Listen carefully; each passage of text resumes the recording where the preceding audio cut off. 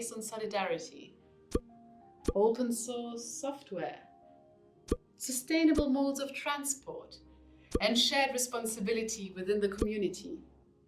My dream of a better future looks like this. I mostly share your ideas when it comes to a solidary mode of living. Care is definitely a central issue, and there are many examples of care work in your dream. Exactly. For me, care means caring for others, including emotional care work, as well as for nature and the preservation. For example, by not using harmful fertilizers and pesticides. Also, self-care is an important aspect of it. In a caring society, we treat other humans, ourselves, and nature with kindness, compassion, and respect. Yeah, but you focus a lot on the individual level. I have a broad understanding of care. In my vision of a solidary mode of living, society appreciates care work as the foundation of everything, and it provides adequate conditions for it.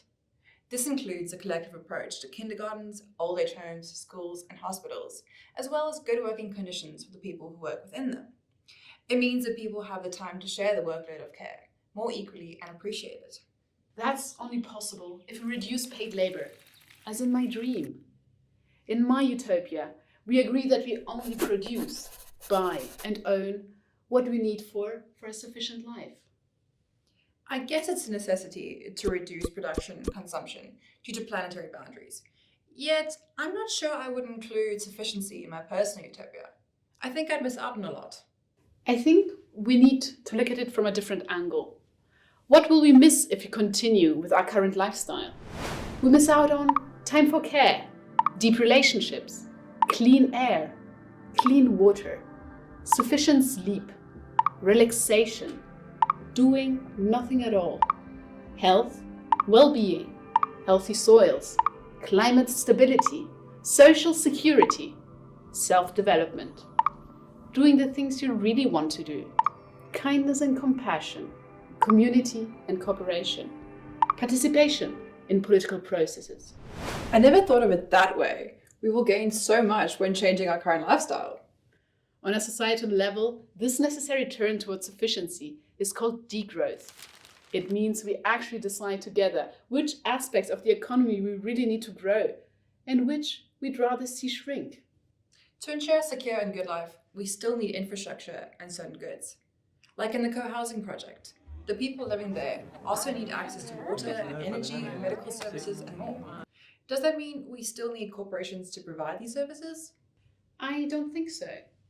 When I think about a future based on solidarity, I imagine all this infrastructure as commons, meaning that they are owned by the public and organized by the workers and consumers themselves. Energy corporations, like the windmills owned by the neighboring communities, would then produce renewable energy for people, not for profit. Also, services and knowledge will be owned and organized publicly.